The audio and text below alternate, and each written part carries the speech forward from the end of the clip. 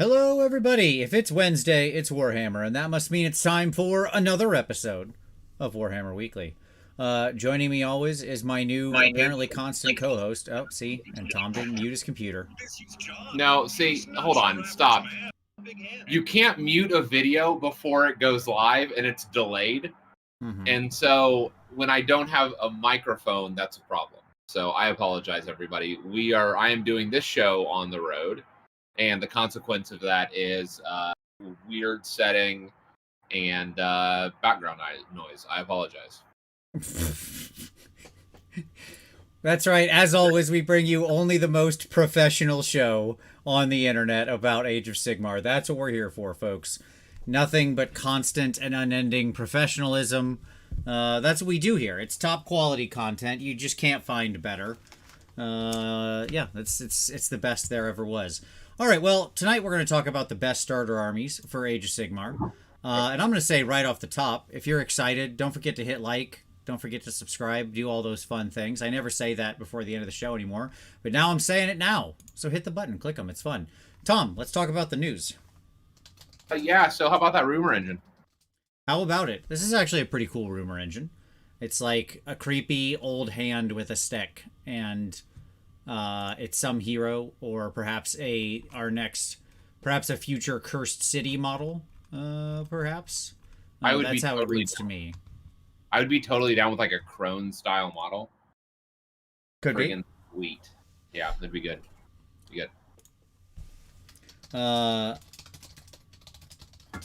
So I mean, in my mind, that's cool. It looks like an undeady thing. It's got bones. It's clearly a human-ish person of some kind, and yeah, they got long, creepy claw fingernails, which is always the sign of evil. You know that. That's when you know you're dealing with a bad guy.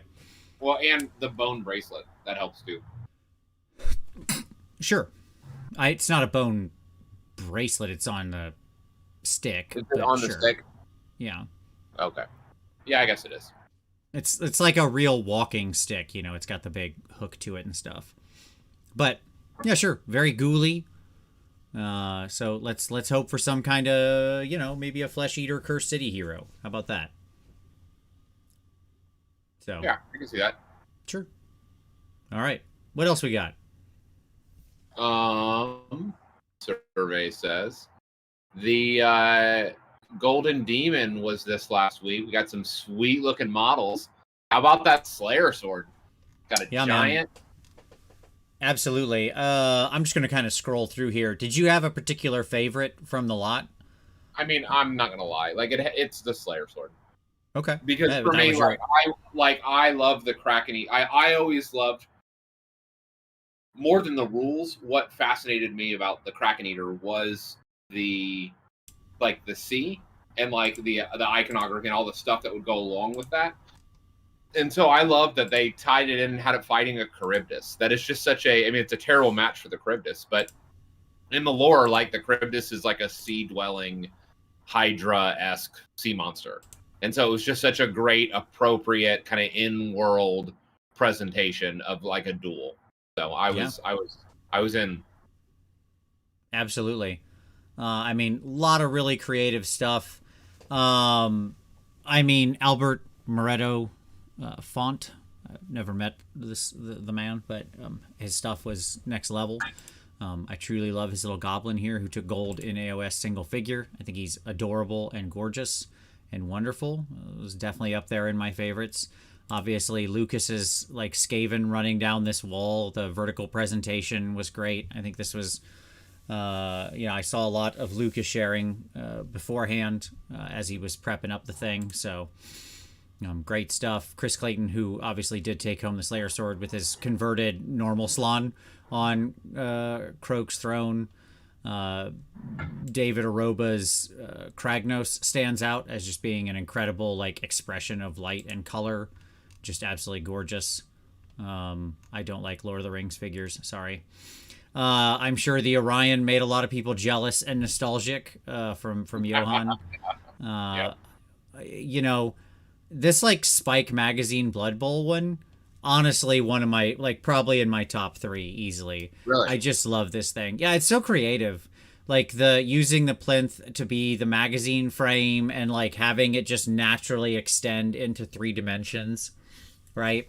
And having the figures up in the air on the background and like the Blood Bowl pitch and arena in the background and stuff. Like, I just really loved it. I love the colors. I love the look of it. I just think it's like an incredibly creative presentation, and it was just one of my absolute faves of the whole time.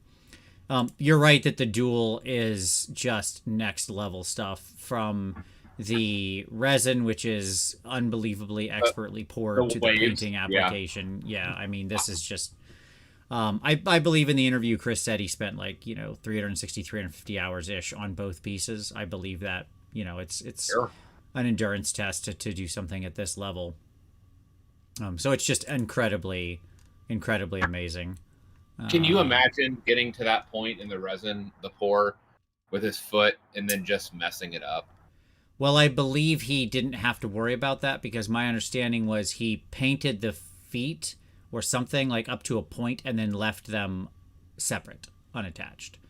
So he could work on the rest of the model separately. Does that make sense what I'm saying? Like, Yeah. he did the feet and like Why? up to something, right? Yeah. But then the rest of the model was separate, and he then just attached the rest of the model once it was painted separately, and then just sort of worked in this other spray and stuff like that, which is the right way to do it. I mean, that's brilliant. I'm not sure I would have thought of that. The young bloods that were absolutely killing it. My God, the people under 14 just doing an amazing job. And then the open with this like self-made, self-scrapped or this unique bust that Tom made, from scratch is what I'm trying to say. Digitally sculpted. There we go. As with Aroba. But yeah, I mean, they were just gorgeous. Honestly, it's hard to choose. There was a lot of really, really amazing pieces. It stood out to me how many people are doing NMM in the competition and how well that's placing. Obviously, some backgrounds were in there and placing. People have been. I think that the background thing is not as much anymore. Many people had backgrounds of various kinds. So all in all, just an incredible and inspiring Golden Demon. It was really, really amazing, and every piece. I wish we had more pictures. Start doing more pictures, GW. Stop taking just one picture of the things, for goodness gracious sake. A special shout out to Steve Smith, who was, I saw working on this big Imperial Knight for a long, long time, and just did exceptional work here. It's rough. This is an exceptionally good knight. It's wonderful, and Steve did an amazing job. But no matter how amazing your job is, you roll up into the competition and you've got David Soper here with this thing, and it's just like, well, okay, we're playing for silver here, But it's fascinating. With GW's wonderful spinny tech, like how they do pictures like 360 on models. Yeah. Like, I wish that they did that for all of these, like the high places. Thank you. Absolutely. Or even if they just did like the cutouts like they'll do in the articles, where they'll turn it and then zoom in on some interesting features, or stuff like that. Like some of these units, like this guy, this is clearly a really good unit of Imperial Guard, and you can just barely see them. It looks like you're like looking at them from a distance. It's the same with Lucas's thing. Anytime where they had to shoot way back to get the whole thing in frame, like give us a couple close-ups of a couple of these people and punch them out in the sides here somewhere or something, whatever. So yeah, cool stuff. So overall, beautiful work. I might have to give it to the Goblin as my absolute favorite. So there you go. All right, what's next? Absolutely. We have the new Chaos Knight Command. Yeah, boy. Yeah, we do. Yeah. There he is. We've got only in this weird world that we exist in could they share a model of just a horse rider going toot toot, and we're all like, yay, finally, our 3-year suffering has ended. That's how long it's been since that or will be by the time this guy comes out. Since the start collecting box? No. Yeah. Yes, that was 2019. Has it really been that long? Yeah. That was 2019. That was pre-pandemic, homie. Oh, wow. Do you think that they did the start collecting and then developed this box and are like, nah, we're holding on to it? I have no idea. I don't know. But it doesn't matter. It's It's great. Good. We'll have a command in the new Chaos Knights. So you don't have to worry about converting them anymore, which is, all anybody ever did anyway. So it's fine. And yes, he does have a very tiny attachment point. Brent said, look at the tiny attachment point for the hoof. And yes, it's not actually for the hoof. Keep in mind that little rock he's standing on is plastically connected to the feet. Yep. So it's actually, that little rock is part of it too. So it's not the hoof connecting to something, it's that flat rock connecting to something. All right. Yeah, but cool. Good stuff. Chaos Knights are gorgeous. Love the new Knights and the new Warriors. I thought they were amazing. They're fantastic. Good stuff. So there we go. I'm excited. I am excited for new Slaves to Darkness. We know it's coming. Yep. We got a bunch of new models. It's going to be a hot Christmas. It will. It's good I stuff. am super stoked. Okay, moving on. Let's do. Sorry. Wow, that person's loud. Let's do the Meta Watch article that dropped, which was a stunning, transparent kind of engagement of the process. I was so encouraged by it. Yeah, absolutely. As I think we all should be. So Matt Rose, who was obviously the person talking in the interview, yep. He is. I've had the good fortune to talk to him some. He's a great dude. He's very smart, like ridiculously smart. He comes from a background in video games and video game balance amongst competitive sort of video games, as a designer and developer. And project lead, he understands and loves, Warhammer very deeply. And clearly he has a good head for kind of the various metrics and things you'd want to be focusing on. And I think This is overall quite encouraging. Obviously 45 to 55, as they mentioned, is the goal, as we've been talking about, our modified fat middle. And which, by the way, Rob doing his whole show talking about the history of this, no credit, Rob, for me for the coining of fat middle on this show, talking about how he was so intrinsic to the history of balance and stats. And I agree he was. But what's up, man? Where's the credit, Rob? I'll tell you what, geez. Guy's always talking about credit and yet handing out none. It's rude. Yep. What stood out to you about that article? I mean, a lot of different things. One, that a lot of the armies are in a good place. Like, I've got the win rate thing up on the screen right now, obviously, right? Yep, I see it. Yep. And just how good Beasts of Chaos have gotten since their update. That's, they are now the most out of whack force by a country mile. Or Beast. And, so obviously, Dragon Ogres pushed them there. Sure. And I'm just afraid that with a adjustment to them, right? Because inevitably they're the ones that are going to get hit with a slight adjustment. They're going to miss the newly approaching Enlightened, the Zangor Enlightened. Yeah, we'll see. So Brent asked, how does this chart read? So this is obviously the armies. I pulled down the army chart. There's other things in there. This is the win rate percentage. So of the number of games they've played in, what's their percentage of wins? This is just a visual representation of it. The lighter color here in the center is the center band of 45 to 55, where you'd want to be, with the plus or minus 5%. And then this has changed since the last sort of rolling window. Yeah. So, I mean, what it tells me is that, we've still got some room to run here. Yep. Now, hopefully, with stuff like Slaves to Darkness, they'll see some traction in the new certainly in the new world. It tells me stuff like Blades of Corn, their White Dwarf fix did a lot. Boosted them up a couple percentage points, so that's good to see. Yeah, I mean I think, and I liked the sort of three metrics, the external balance of that isn't just focused on win rate. There's a lot of other metrics they're looking at as well, percentage of occurrence of war scrolls and stuff like that, right? down to the sub-faction level, looking at things like items and the universal items and how many lists they're appearing in, and things of that nature. So I'm glad they're not trying to balance it all on one silver bullet, that they don't think that's the answer. They clearly have a wide array of metrics they're looking at and examining.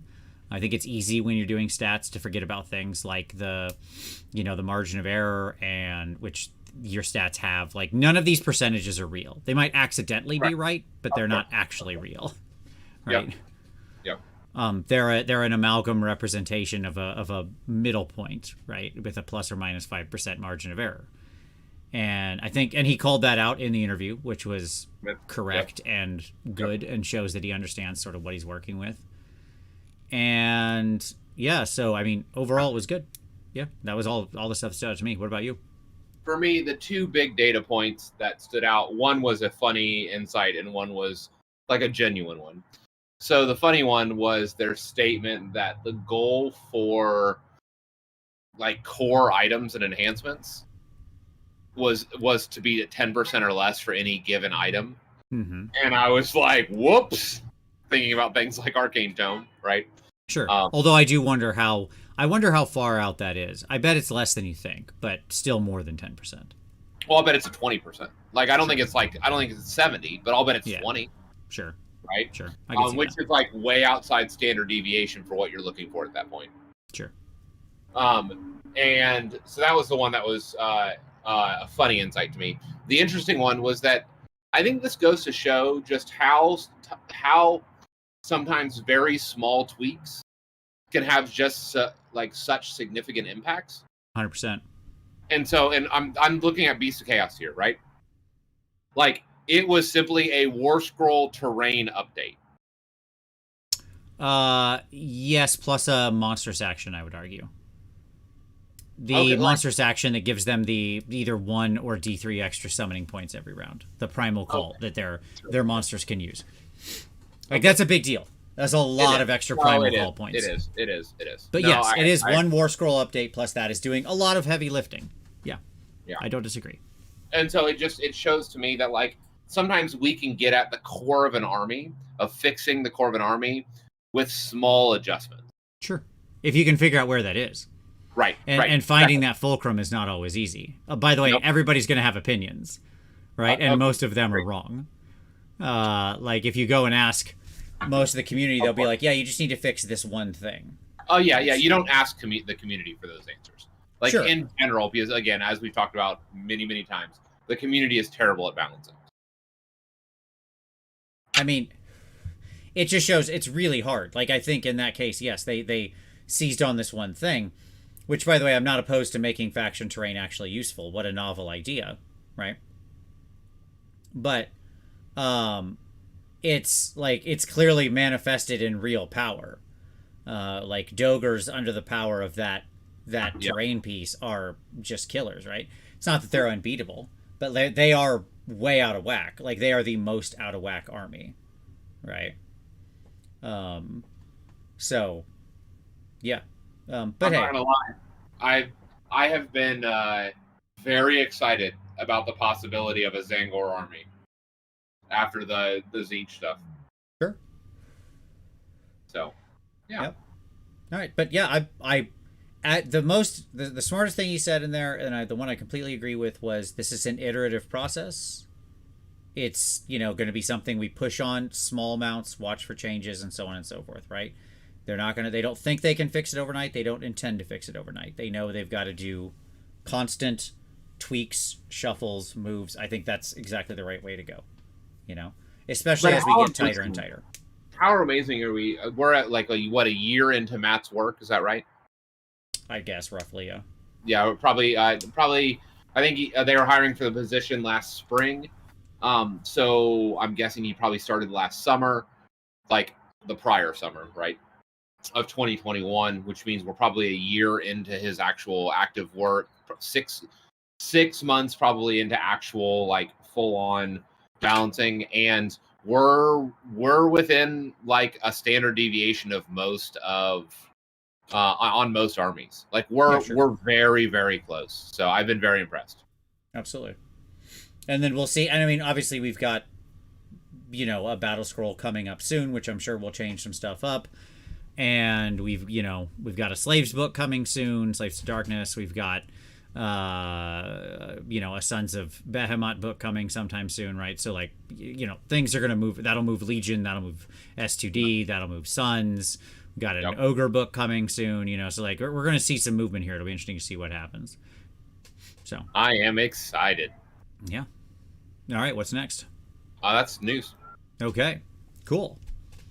Well, we'll leave this up for a minute, and while we talk about our pick of the week, Tom, what's your pick of the week? What would you like to share with everybody? I'm going to be boring and just point everybody to the Meta Watch article. Like, we've spent the last 5 minutes of the show talking about it, but there's nothing like it's worth going and digging into.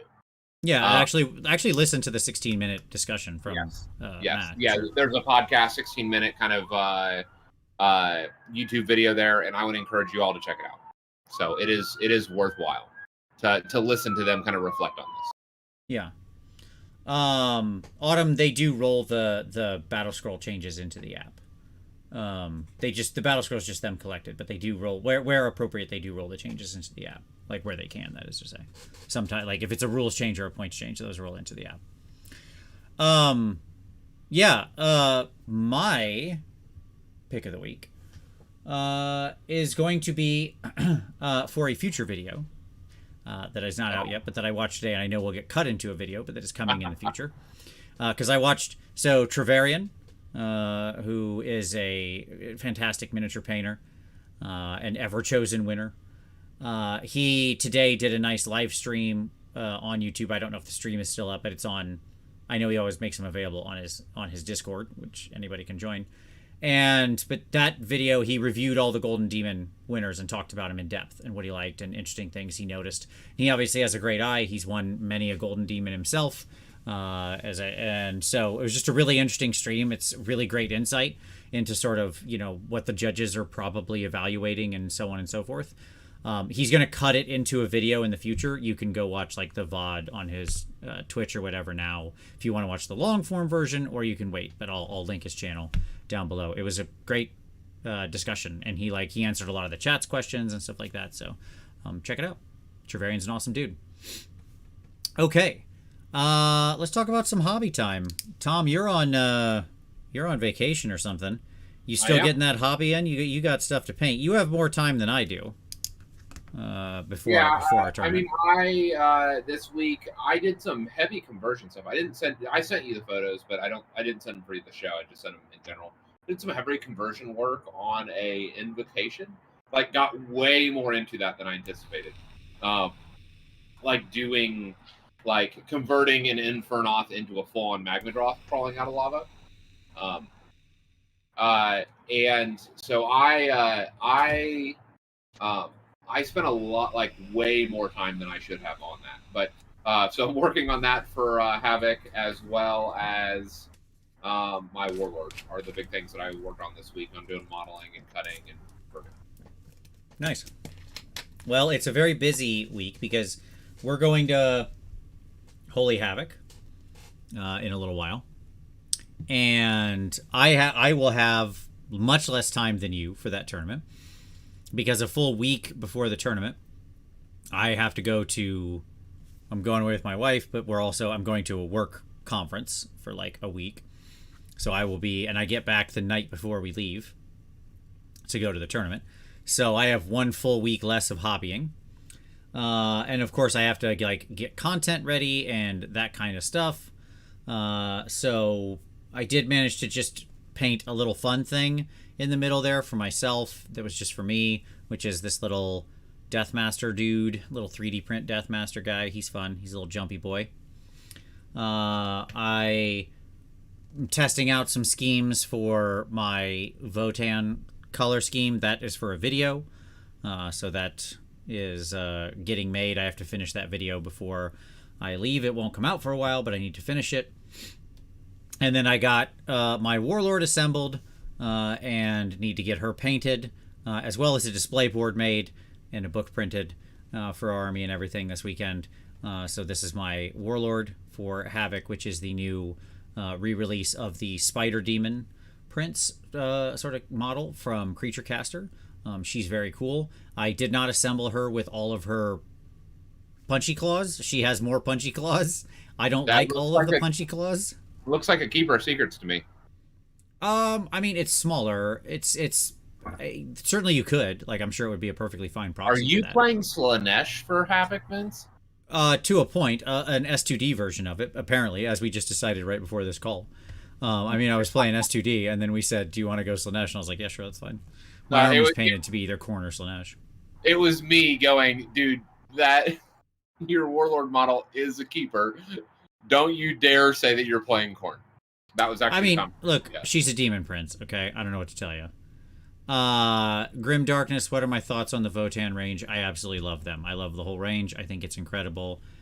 It'll be like my holiday gift to myself. If I can get ahead far enough in content, I'll do the whole army. Like, I'll just sit down and do the whole army over like the holiday or something. But at the same time, I'm also doing a lot of heavy writing on the next game. So it's a very busy time right now. It's a very busy time. I'm not sleeping much. It's mostly just work. But that's me. So my hobby's been very, very busy. Yeah. All right. Tom, shall we get to the main topic for the night? Yeah. Okay. Let's get it. Let's get amongst it. Here we go. Boop boop boop boop boop ba-doo. There it is. Best starting armies, AOS 3.0. We do this. Oh, I'll tell you, Tom. Just a real quick aside. I'll move the timestamp for the starting armies thing. Real quick aside on the Leagues of Votann thing. I really did sit there and have to think to myself deeply about whether or not I wanted to convert the whole army into a KO army. Because it would fit perfectly. You should have. You should have. Well, I haven't put anybody together yet except my one test model, so I still could. Like, the little guys are perfect Arcanauts. There's 3 different sizes of vehicles that would be very easy to just make little hover things instead of wheels on the bigger 2. I mean, right? You want to, and you're technically painting Duerden. Like, you got your dwarf army, dude. I understand. I don't know yet. We'll see if an idea takes me. Anyways, that's neither here nor there. It was just something that occurred to me that I thought was funny. How I hadn't really contemplated how well it works, but it does work quite well. Here's what I'm going to do. I'm going to give you the Holy Grail, my friend. I'm ready. If you need KO bits, let me know. Sure. Well, I may. I have the King bits box for KO. And so if that's something that you want, I will make that available to you if you want to swap them over to KO. We'll see. That's my answer to you, Tom. We'll see. All right, let's talk about starting armies. What I'm talking about apparently right now, I guess. But let's talk about our best starting armies in AOS 3.0. Okay, let's talk about the game state. We got to lay down some foundation here first, Tom. Okay? We do this show, right? We do this show like once a year. Once a year, once every 18 months or so. And with the new edition, I thought, Vince, we haven't done a 3.0 version of it, right? Yeah, correct. We have not, no. So here we go. So here we go. Yes, exactly. All right, so it's available. The core rules available for free, but contain a large amount of complexity. Right, there's too much complexity in the base game. We know that's a problem right now, so we're just going to get that straight out of the gate first. But that's going to weight some of our army thoughts, right? Because if you're already having to learn a lot with the base rules, we don't want to then throw on a complex army, right? So ease of use has to be in our thoughts.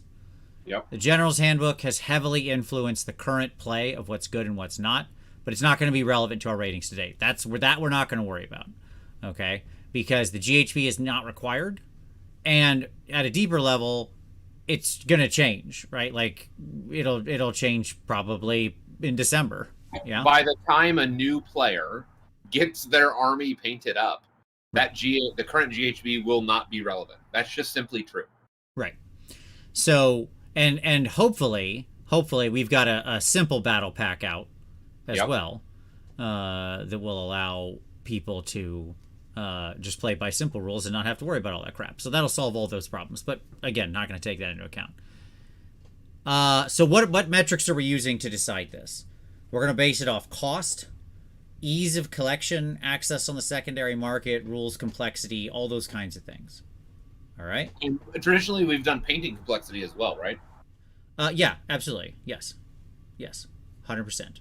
Like, how easy is it to actually get painted if you're starting it up? Okay. Yep. So it's kind of that mishmash. Yep. All right. Now, I did want to say just a general word about how to start here. If this is like not just you starting an army, but literally your first army, okay, then there's a couple of things we've talked about before. We did a whole show on it. Go check that out. But I wanted to reinforce some of those things here. One, you don't have to start at 2,000 points. Two, you can cut stuff. Grand strategies, battle tactics, core battalions, all that crap. You don't need it. You just cut it out. It's fine. Cut anything you like. If your group doesn't like it, cut it. You know, do an escalation league, start small, build up. 500 points, 750 points, build up, go to 1,000, 1,250, 1,500, whatever. Easy. Okay? And then the most important rule, something that I can't tell you. I'm curious as your take on this, Tom, but I think this is the most important rule. And that is pick an army you think has a cool vibe. All right? And that you enjoy. Aesthetically, lore-wise, just the whole deal top to bottom, you like their vibe. Right? If you're vibing with an army hard for an extended period of time, then the rules are going to change. You're going to get different books. You're going to have different editions. You're going to have different general's handbooks. Things will be up. Things will be down. That all is going to change over time. But if you love the vibe of an army, like I love Skaven or Slaanesh or something like that, right, where the aesthetic, the sensibility, the lore, everything about it just speaks to me, then that's an army you're going to stick with. You're going to want to paint. You're going to keep putting the work into. It's just the number one rule. And I can't pick that for you. Right? You have to know that. One of the things that we've talked about for a long period, you know, we've literally been banging this drum for like 7 years, right? Is that you are going to spend more time painting your models than pushing them around the table. Yeah. Like, that's just the reality. In many cases, yes. In many cases. And so the reality is that you need to pick something that you're willing to just spend time on because you enjoy what it is. Yep, absolutely.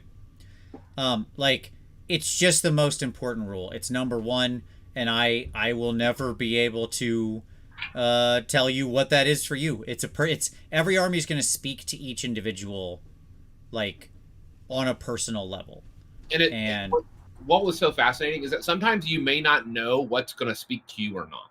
Yeah, sure. Okay? Absolutely. And so a great example of this for myself was we did, when AOS first launched in 2015, we did a budget build an army.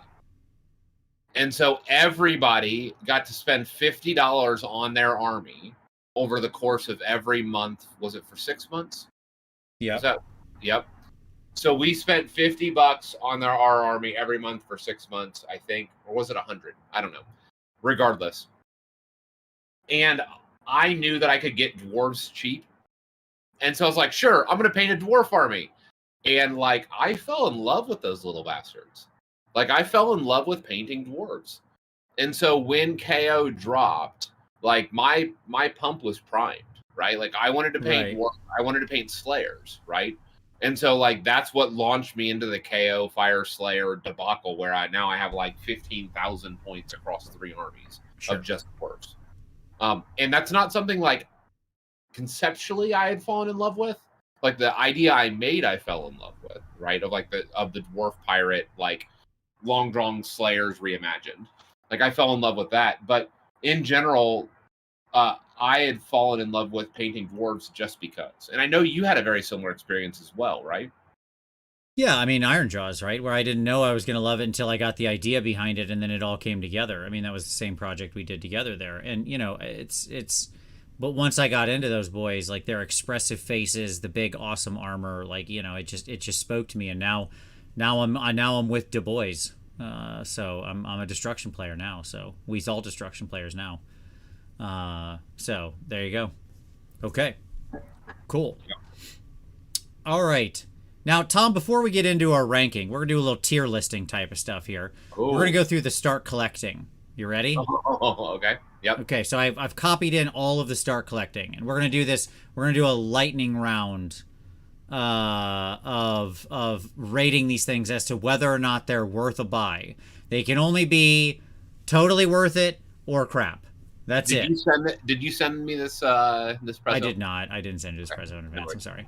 Okay. But there. So I have little arrows down here. We will place on each one. Okay. Yep. So let's start with start collecting Iron Jaws. 3 pigs, some Ard boys, and a war chanter. Is that a buy or is that a pass? Where's the stonks on this one? That is 1 arrow up. I absolutely agree. No problems there. We're in on that one. That's a solid buy right there. Pigs are good. War chanters always good. Ard boys, they fluctuate, but they're useful. Okay. Yep. Cool.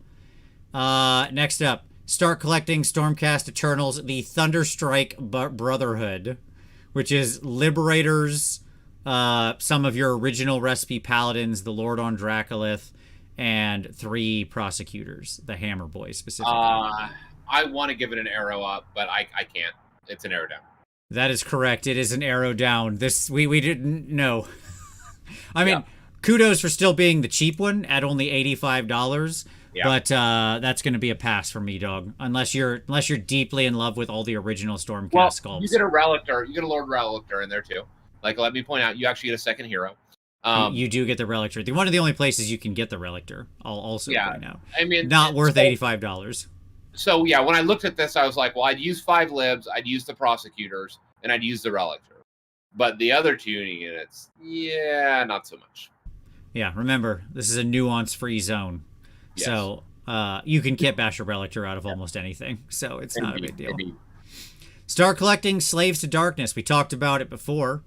This is the one that comes with 5 knights, 10 warriors, and your Lord on Karkadrak. It's definitely a arrow up. Hard buy. Stonks, my dogs. Absolutely. Come on. Like, we've got to believe with the new book coming that knights and warriors won't be crappy again, right? Like, they're going to get it right this time, right? Yep. Right? Right? Yeah. Sure. Yeah. Okay. Hey, good. Like, I don't care. In the current book, all of those are a buy for me. If I made a slaves army, all of those units would be in that army. Absolutely. Okay. Start collecting skinks. Well, already it's a winner. Because as we know, skink is the most powerful keyword in the entire game.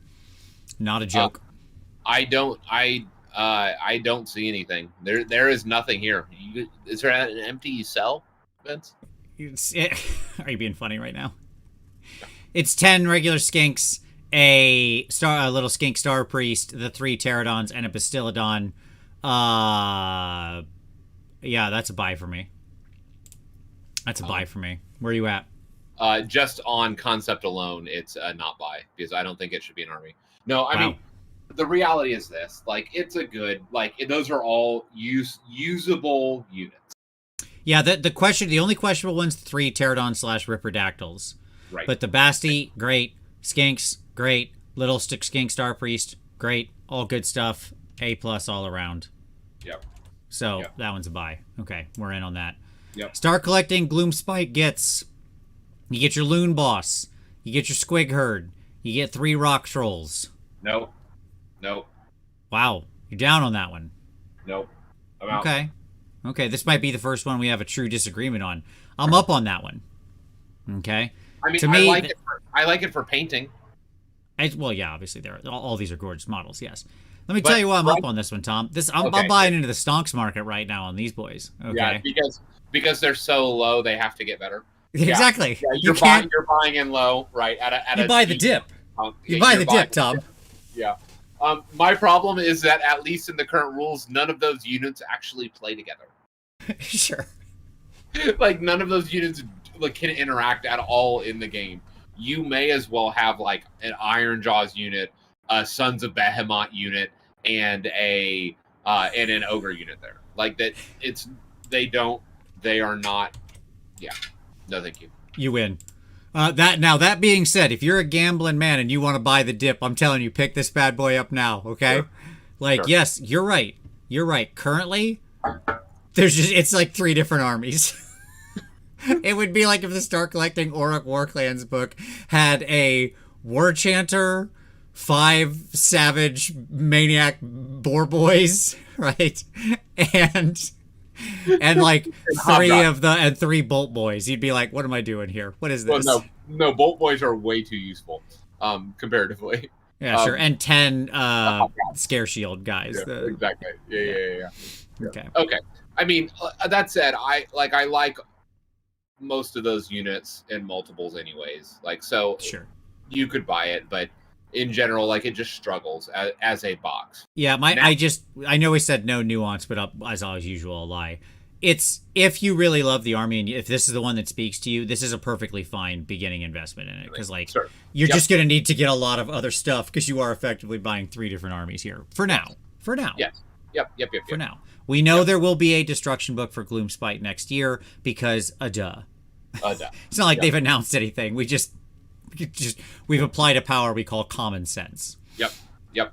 Okay. Start collecting Flesh Eater Quartz. 4 green arrows. Yeah, just all of the greens. This one is a hard buy at $95. It's your entire army. It is built out of this box. You get ghouls. You get the flares or whatever / all the characters because you build them out of the normal stuff too. You get the big guy who can be any of the characters. It's just the army is just these 3 units, so replicated in different varieties. 5 units because your zombie dragon and your terrorgeist. Yeah. Right. Yeah. As well as your horrors and your crypt layers, as well as your ghouls, and you need all that for summoning. And so, like, my son started this army, and we just bought 4 of these boxes. Like, that was it. Because it's basically everything. You buy this, a regent, and a piece of terrain, and you're done. That's it. Yeah. Agreed. It's one of the best Start Collectings of all time. All right. And as an aside, it's also like one of the easiest to paint. It is easier. Yeah, we'll get there. Right now, we're just rating the Start Collectings, but yes, I agree. Big stonks on this one too, because assumingly they'll have a thing coming. Okay. Next one. This one specifically for Tom. Here we go. Start collecting Caradron Overlords. You get a gun hauler, 3 little balloon boys. I think it's 5 Thunderers probably, and a character. I don't know what character that is, but it's one of them. Do you know what character it is, Tom? Is it an admiral? It's a guy with a hammer. It's an engine master. I know exactly. Okay, sure, why not? Yep. I like, this is a buy. Because you can convert that Injured Master into an Admiral. It could be any character you want because they all look the same. Yes, correct. Like, if I was starting a K army, I would buy 2 of these boxes. Yeah, sure. Just Balloon Boys, good. Gun Haulers, always good. Even good as allies if you want to throw them in another force. 10 Thunders is the correct number, and you can easily modify that dude into 2 different characters. Yes. Yeah, like I would turn him into an Admiral, and I would turn him into a Navigator, and you're done. Yep, there you go. Start collecting Seraphon. You get a bunch of Saurus, I believe still an odd number, like 12, which is, I think. And then like 5 Knights and the Lord on Carnosaur, who can be built as either of the 2 different Lords on Carnosaur. That's going to be a pass for me. Seraphon is as bad of a keyword as... Saurus is as bad of a keyword as Skink is as good of a keyword. These guys have wanted to be good. Maybe in the next one they will be. But at the moment, it's going to be a hard pass for me. You'd have to be a big Stonks believer on this one to go into this. This is the definition of buying the dip right here. I don't see what you're talking about. I see nothing. No, that said, like, I could see running, if you really love the Carnosaur, like Tom Guan ran at NashCon. And NashCon with four Carnosaurs, yeah. Right, I could see buying 4 Carnosaurs and then just having Saurus extra. Sure. But in general, this is a nah dog. That's a pass. Start collecting Sylvaneth. You get a Tree Lord guy who can be built as any of the Tree Lord people. Yes, you can also make a Troglodon. Yes, I'm sorry I didn't say that, but yes, that kit does also make a Troglodon. Sorry, Dan. But even the Troglodon's just like fine. He's fine. At any rate, the Tree Lord can be built as any of the various and sundry Tree Lords, so the regular Tree Lord, the Ancient, or the Spirit of Durthu. You get some Dryads. Again, a weird number of Dryads, and like a just odd, quote, usable number of Dryads. And then you get the little branch lady person. Some of these start collecting boxes can only be found like on your local stores. They're not available on These the were website. all pulled directly off the website today. Oh, or were yesterday. Oh, yeah. Literally, So I went Age of Sigmar, start collecting. I went to the website and grabbed screenshots. I only pulled the ones that they are actively selling that I could add to cart. You can buy these right now, folks. So if you want them, go get them right now. Yeah, I'm just saying. I wanted to make this 100% current. I refreshed this yesterday. That's fair. No, okay. At least in the U.S. This is all U.S. me, and different locales do have different availability. For me, I'm buying 2 of these Sylvaneth boxes. Wow. This is such a hard pass for me. Dryads are straight trash. Because, again, no nuance in this. It's either the best or the worst. That is the bad. I don't care about that character. Unless she's like a battle mage of Sylvaneth, which is how I always see her get used. Well, and you could convert her, too. Like, she has a staff. And the Tree Lord's great. Yeah. Well, this is not anything you want in the army right now. Where's the Kurnoth? Where's the Bug Riders? Where's all this stuff? But here's the deal. Like, there's 16 in this box. So by buying 2 of these, you're getting 32 of the Dryads. Sure. So you're getting more than you're ever going to use, but you have them. The problem is Sylvaneth just got a new book, and Dryads are bad. I know, but this fills out your collection. Tom, it's a red arrow. I'm sorry, everybody. It's a red arrow. But all right. But you get a Durthu and an Ancient. Yep. Okay. Bad. That's bad. Yep. Start collecting Khorne Bloodbound, the Goreblade Warband. Warband. Sorry. Yep. Gives you just stop. Blood Reavers, Blood Warriors, Korgorath. Hold on. Shut your face. The Korgorath, this guy who can be either the generic Khorne Lord or Terry Tate office Khorne linebacker. Okay. Yes, correct. And it also gives you the Bloodsecrator. Okay. All right. What's your rating on this one? I mean, it's Khorne. Like, this is the definition of buying the dip right now. Full buy. This is full buy. Like, there's no way you don't buy this. Are you kidding me? First of all, only place you can get a Korgorath still. Secondly, Bloodsecrator. Always going to be good. Korgus Caller, the generic dude. Awesome. Plus, these guys have to be useful in the next book. Have to be. Like, have to be. Hello, dear. How you doing? Seems like you should buy all the armies. Well, we got a lot of red arrows, too. Oh, are those down Look. arrows? We're doing our stonks predictions, yes. Oh, okay. Kathy survived the hurricane. Well, I brought dogs down. Yes, thank you. You know, people love the dogs. Sure, absolutely. So, there you go. Sorry. That's okay. Yes, good to see you, dear. Why is he doing Tom says hello wave? because he's saying hello to you. Oh, I'm glad you're alive. Tom just wanted me to go out into the hurricane. No, he said he's glad you're alive. Oh, is that what? But he wanted video from the hurricane eye. That was not acceptable. Sure. That would have been not Bad smart. Bad idea, Tom. Tom at $85. Look, you're getting like so many units here. This is what I'm saying. You're not wrong. Like, don't get me wrong, but this is the definition of buying the dip. It is buying the dip, but I'm you know what? I'm in. I'm taking the dip. I'm buying the dip. All right. Start collecting Soul Blight Gravelords. This is 5 Black Knights / somehow Hex Wraiths for a different army. It is some number of Graveguard, I believe.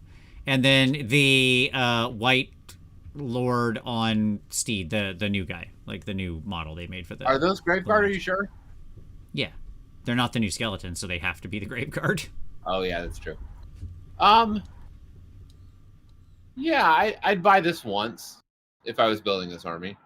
Yeah, the sad part about this one is the hero is kind of the worthless thing, right? Yeah. Because he's nothing. But the Black Knights have value in an army. Is it 20 Graveguard? I mean, 20 Graveguard's good. Like, that's good. They're super ancient sculpts, which is what gives me hesitation. Yeah. But they're, like, Graveguard are a good unit. Let's just full stop there, right? That is buying a good unit for your army. Black Knight's perfectly functional, useful, good unit. The White King dude looks amazing, but he's just bad, which is unfortunate. But I think we give this one the weakest green arrow we got, Tom. What do you think about that? Can you give it a short? Can you resize? Yeah, here, arrow? we'll resize the arrow. There you go. This is there. It gets a little arrow. Sure. There you go. Sure. Okay. Yep. All right. Start collecting Beasts of Chaos. 10 Bestigors, a Bray Shaman, 10 Ungor, and a big guy, a Cygor / Gorgon.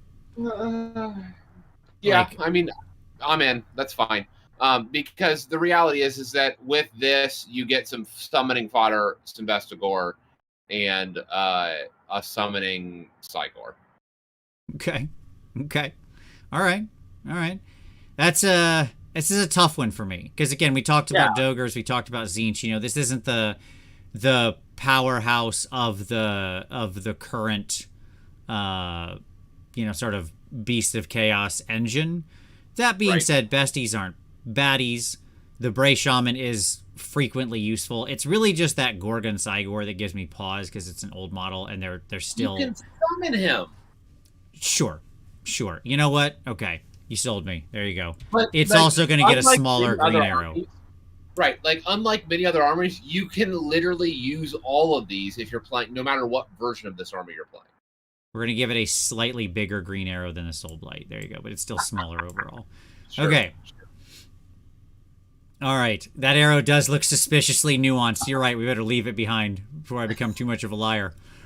All right. Start collecting Anvil Guard. You get the chariot that can be built as either chariot, the monster that can be built as the Charybdis or the Hydra, 10 of the Corsairs, and the Corsair leader guy on the peg leg. Famously the oldest, cheapest hero in the game.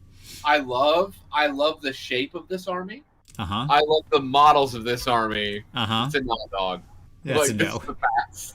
That's unless you're also trying to recreate Chris Clayton's duel, I guess, but you want to go bigger. Like, you're going for the full diorama, right? So you want the Corsairs on a rock shooting at the giant to make them. I mean, to be fair. Okay, look, points against you, Chris. Look, you're painting exemplary. The work, top notch. The effort, unbelievable. But the rules for duels say roughly evenly matched opponents in a fight. And the Charybdis is only like 100 points, 100-something points. And that Kraken Eater's like 500. So you should have bought the whole Start Collecting and had them all fight the giant. That would have been an even fight, Chris. So, I don't know. I guess better luck next time. Okay. Start collecting Greywater Fastness. This is dwarves. It's, oh my god. It's the, I'm going to guess they're Iron Breakers, I guess. Yeah. And then it's the Gyrocopter / bomber. You can build it either way. And then the boss guy and the other dude. So here's the deal. This is a engineer pass. Guy. I don't even know what he is. What is he supposed to be? Somehow this is a pass for me. It's completely a pass, yes. And do you know why it's a pass for me? I'm ready. They're getting a new book next year with a completely redesigned army. Right, yeah, exactly. And we don't know how much of that's being redesigned. Yeah, Right. exactly. Right. What are we going to get of dwarf redesigns? Is it just going to be human? Are we getting dwarves? Are we getting elves? What's the situation? Right? We don't know. Right. And so that's a pass. I'm not buying this. There's Too risky. no way. Yeah, it's too risky. All right, Vanguard. Now we're into the Vanguards, by the way, off of Star Collecting, which are the more expensive. Oh, we're in Whatever. the expensive boxes. Yes. But they come with more stuff too, so but generally, but blah They do. blah. Okay, They do. Vanguard Disciples of Tzeentch. Comes with like 10 of your little Arcanite dudes, your little the people whose names I can never remember. The Carrick Acolytes got them. 10 Zannies, a Magister on disc, 3 Screamers, 3 Flamers.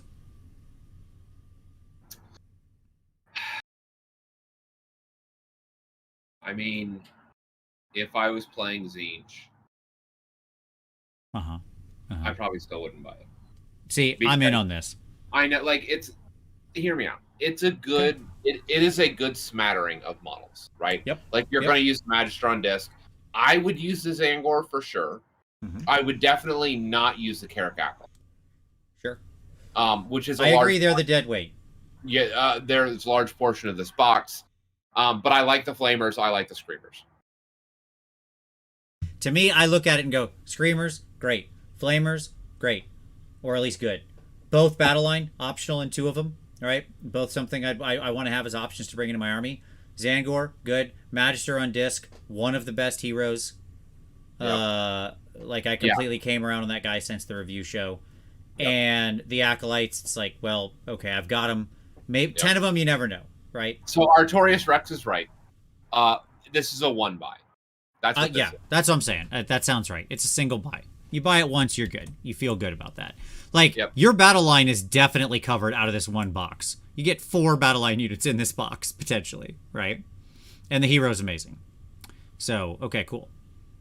Vanguard Skaven, Grey Seer, 20 Clan Rats, the thing that can be built as a Warp Lightning Cannon or a Plague Claw, and 3 Storm Vermin.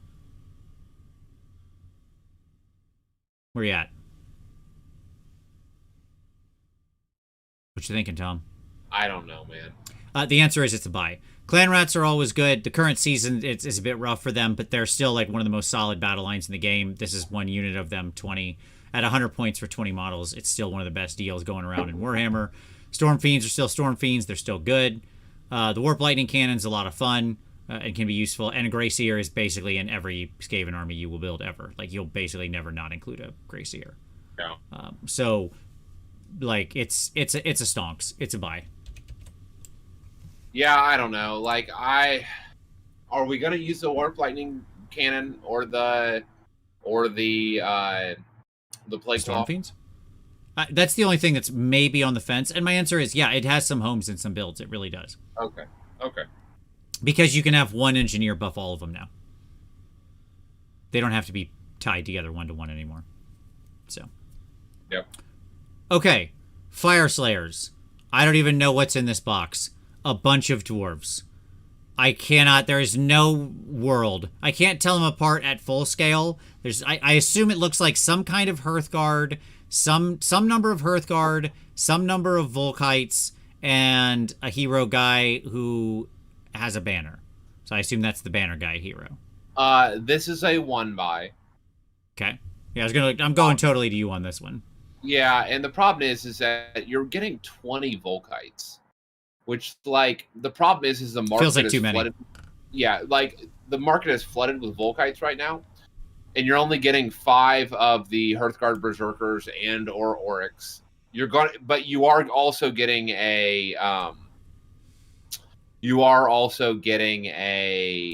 Battlesmith. And the Battlesmith is a win. Because you're gonna put a Battlesmith in most armies. You're gonna use those 5 Hearthguard or Oryx potentially, depending on how you build. So what I would say is this: like, it's like a small arrow buy. Like, I would buy 1 of these if I was starting out and I didn't have access to anything, right? Okay. You're saying it's like could be a solid base for if you're going to collect the army. If Fire Slayer's is your thing, if dwarves who never figured out how to put on pants, you're like, yes, this is the army for me. Okay. I like man babies with beards. Yes. Right. Then you are going to use these units. They're going to find a home as a base. You're going to need a lot of other things, but it's a potential base. Because the reality is that, like, there's just such a profusion of Volkites out there, like on eBay and stuff like that, from everybody that bought the old Star Collecting. Because the old Star Collecting, by the way, if you can get your hands on it, was a Magmadroth and 10 Volkites. Gotcha. And it was cheaper than just buying a Magmadroth, so everybody just bought bunches of boxes for the Magmadroth and just had extra Volkites. Okay. So, like, again, if you don't have access to anything, like, this is maybe a buy, but again, eBay, if you want Volkites, you can get them there for cheaper. Fair enough. All right, Vanguard Daughters of Cain. The question is, do the 5 completely worthless Doomfire Warlocks bring down the entire box? Nope. Because I'm it's buying. 5 bow snakes, 10 witch elf, bow snakes or stabby snakes. Obviously, both of these are dual builds. 10 witch elves or sisters of slaughter, the Melusai iron scale, and then the 5 Doomfire warlocks slash dark guys in another army. I'm buying this box once. Okay. I'm real sus on this one. I'll tell you that right now, especially since you can get the iron scale just alone now. And you need a lot more snake ladies, but I'll give you a tepid. I'll give you you get the strangely nuanced small arrow on this one. Okay, last 3. Here we go. Yep. Vanguard Idneth Deepkin. You get 3 eels, a shark, 10 Namarti, and pointy guy. Yes, absolutely. I am in. I am in on this box. Yeah, like this box, you're going to use everything. I bought multiples of those in the building of the IDK army that's not mine, and it's a good box. Yeah, yep, agreed. All right, Vanguard Night Haunt. Although yes, as pointed out, somebody mentioned Big in the chat said buy the Warcry boxes instead. Yes, if you can get your hands on those for the witches, those are or for the snake ladies, those are good deals. Yes, absolutely agreed. Okay, Vanguard Night Haunt. Tom, you get 3 Spirit Hosts. You get 10 Grimghast Reapers. You can stop, yes. You have a worthless hero in here, you'll use everything else. Fair enough. I mean, you will. Like, because those Grimghast can also be Blade Guys if you want to be Blade Guy Revs. You're going to use Spirit Hosts to guard, and there's been some competitive lists that have ran blocks of 9 of those. So, yes, you're going to use everything here. That hero is going to be useless, but you can convert him. So the Knight of Shrouds is the only thing bringing it down. Yep. Finally, the start collecting Demons of Slanesh, which was temporarily out of stock. Okay, for some reason. You get 5 Seekers, you get the big chariot, you get 10 Daemonettes, you get a red arrow. So I don't care that you're out of stock. Sorry, I love you, Slanesh, but that's trash. It's trash. All right. You don't like pain, Vince? Well, not that much. Okay. Boom. All right, now we get to the rating, Tom. Here comes the real part. Now it's time for the tier listing. So we've just spent 45 minutes on not the show is what you're saying. Correct. I mean, it's fine. We had to give people the start collecting is a major inroad in, and I don't want people making a bad decision. Now, I agree. We rank everything, okay? Everything? Everything. We rank all the armies. All 24. We got them all, buddy. Wow. Here we go. Bold move. All right. All the little books are down here gathered at the bottom. They're all ready to go. Let me explain the chart. You're really trying to kill my vacation here, Vince. No. We're going to keep it tight. Don't worry. We'll go through this fast, okay? Here we go. We got the books. Over here on the left, we have low cost. Things more on the left side are low cost. Things on the right are high cost. Okay? I really like the format you have here, though. It's pretty. Oh, thank you. The top up here is easy to play. Down here is harder to play. So this top left area is your best start stuff, right? Because it's easy to play with a low cost. Yep. You with me? And this down here, this is your worst area. This is your high cost, harder to play. Now, when we say easy to play also takes into account not only the rules complexity, but also the painting, right? Because to play them, we're assuming you're going to paint them. I've had way too much spiked cider for the nuance that you're trotting out here. And cost equals real paper money. Yes, correct. That is money. Not points, money. Yes. Okay. All right, Tom. You ready? We're going to shuffle up and spin. And by spin, I mean I'm just going to reach down here and grab an army, and then we're going to see where it goes. All right, Maggotkin of Nurgle. That's where we're starting. Where do these guys fall? High to low cost, easy to play. Do they not have a Vanguard? They did not have one listed on the site that I could purchase. They did have one. It was not available at the moment on the site. So I copied all of the ones that were currently available on the U.S. site. They did have there is a Nurgle Vanguard. It exists. It is a good deal. It would be a buy 100% because it's an awesome Vanguard, but it was not available on the site. I don't know why. I can't tell you. I'm going to put them middle of the cost spectrum, easy to play. Okay.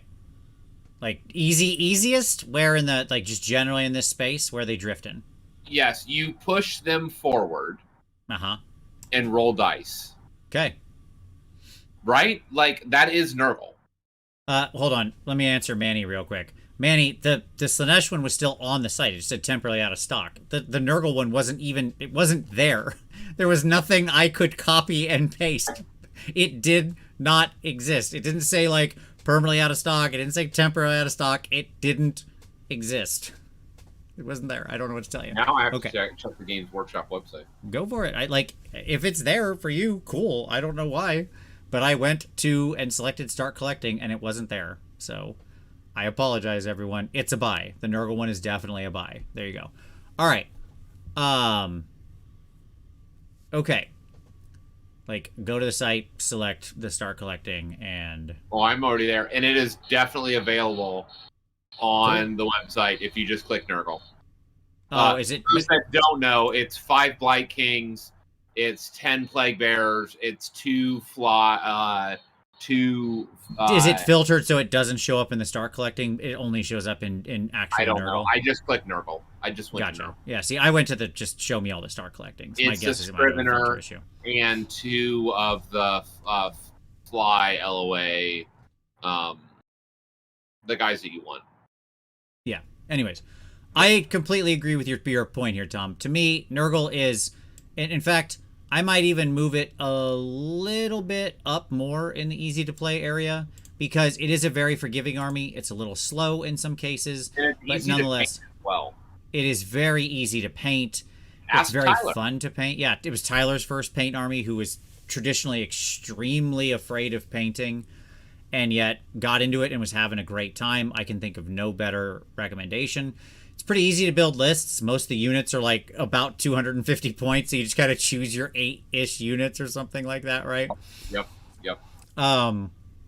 You know, the heroes all have a use. It doesn't have that many crazy complex interactions. Disease is fun and thematic and flavorful. It feels very much like Nurgle. The rules aren't too overwhelming. Yeah, it can be a little bit expensive because beyond that Vanguard, some of the stuff is a little higher, but it's solid. Solid starter army. Okay, cool. Next up, Fire Slayers. Boom, got them. All right, what are we doing with them, Tom? Where are they going? Bottom, no, middle band, right side, bottom right. Okay, like down here, right? Like very, like pretty high cost. They are a fairly expensive army, right? They are a fairly expensive army because there's just no real way to get them in the numbers that you need for the things that you need. And they are, like, you want to push them forward, but that's actually not always the best way to play them. Do you think they belong in the middle tier of to play or the hardest to play tier? No, because they are just push an army forward. They're not finessey at all. Like, okay. No, I mean, it's meat. It's meat that you push forward. Okay. Yeah, I'm gonna put them like here. They're riding the line a little bit. I'm gonna scoot them down a little because just I think it's really easy to lose with them, especially if you don't know what you're doing. They are kind of annoying to paint. It is a lot of skin and stuff like that. But it's also really easy because it's all skinned. Sure. Like, so you just like Zenithal, contrast, dry brush, you're done. Sure. Okay. All right. Good stuff. I'm happy with that. Bam. Auric War Clans. Now, this is actually 3 armies, obviously, so this gets tough to rate, right? But let's get it out of the way. Where's this one belong? Top left. It's easy to play, and it is easy to acquire, and it is, in general, it's my #1 recommended starter army. Like, are you specifically recommending Ironjaws, or what are you recommending? Yes, Ironjaws, not the other two. The other two don't exist in that book. Just the Ironjaws. Yeah, I mean, here's the problem. If we were talking Ironjaws, it would be like this. It'd be up here. No question. Yep. Okay? Yep. If you're talking Cruel Boys, then it's gonna fall down to here. All the way to the bottom. Yeah. Okay. Like Yeah. probably dead middle tier getting higher cost, right? And if you're talking the Savages, it gets easier, but also like more expensive probably, just because the sheer amount of figs you gotta buy. Yeah. Just number of boxes. Yeah. Yeah. So like to me, it's in this weird liminal state in between very like perfect starter army in Ironjaws and pretty trash army to try to start with in the Savage Orcs, which is really hard to run. Like you can flood the board, but it's really hard. You got to get a ton of figs. It's a ton of painting, right? And you got to actually know how to use your models and understand the weird tricks that people use to succeed with the army. Otherwise, you just lose over and over again. So what we're going to do here is we're going to take this, okay, and we're going to duplicate it. We're going to put the other one down here. Okay, in fact, we're going to put it right about there. Sounds great. There we go. So it gets 2 spots on the chart. Way to go. And yes, Cruel Boys, it's not like they're super hard to play. They more suffer from going up in cost. I think they're hard to play well because they are such a weird, fragile army that can like just fold like a piece of paper if you're not careful with them. Okay. Soulblight Gravelords. Where's the SPGs going, Tom? Where are they at on this rotation? They're middle of the road. Like I don't know any other army that I would say that's just much more like middle. Okay. Middle. Here's where I say they are. I think you're right. I think they're dead middle, drifting southward on the play, because they do still have a 2.0 book. And one of the problems with 2.0 books in the 3.0 meta is you have a 3.0 level of complexity, and then you've got to stack a 2.0 complex book on top of it. Like, there's a lot going on in that book. 3.0 books are more complex than 3.0, certainly. Yeah. And so, like, to me, that drifts it down here and into higher cost, right? And that's the problem. It can be a pretty expensive army because it does have a lot of units. It has a lot of heroes. It has a lot of kits that you're going to pick up individually. You might need to get a lot of things painted depending on what you're running. You know, if you're running a lot of Blood Knights, fine, maybe that's very simple, but then tomorrow you might need to switch and all of a sudden be running 120 zombies. And that's a whole different kettle of fish. Right? Yep. So it's like, to me, that vastness of the range pushes it down here more. Sure. I would buy that. Yep. Like, they are pretty expensive to get everything you need out of that army. Okay. All right, next up. Let's grab, this is their new cover. Not that we don't know their new book yet, but we're gonna this is based on current Lumineth. I just grabbed their new cover book because it's a cool image. So we're gonna rate them based on their current book, Tom. This will change when this could change when we do the Lumineth book next week. They're the bottom farthest right you could be. Yep, agreed. Just like based on their current book, that is the easiest place on the entire chart. They are, if there was ever an opposite to Ironjaws, it would be Lumineth Realm Lords. Yep. It is the book of hold on, I forgot a thing. Yeah. And yes, zombies are fun. I love painting zombies. Just to go back to Soulblight real quick, because I see some people talking about them. They are fun. You can airbrush them, but it's still a lot. Because then you might also need to do some dire wolves. You might also need to do some black knights. You know, like, like on and on and on. Models for part of your army. Yeah, exactly. For not many points. Nope, which is good and bad. Can I rotate the LRL book 90 degrees? Sure, we can tap it. There, it's tapped now. It produces the only mana that the LRL book produces is sadness. Okay. But don't worry, that girl is there. She'll take it away. Yes, she will. Okay, next up, Tom. Boom, Daughters of Cain, new book. Where are they going? I mean, I would say that they are middle, slightly to the left of ease of play. Like so dead middle. And then take one step this forward. way, cheaper, or down. into harder? No. So they are no, they need to be middle of the road, sorry, and then you go one step right. Okay. Yeah, as you're saying, I might even take 2 steps right, honestly. This is a pretty expensive army. It is. Marathi ain't a cheap kit. Snake Ladies aren't a cheap kit. Yes, things like the Warcry boxes we mentioned and the Star Collecting can ease that pain.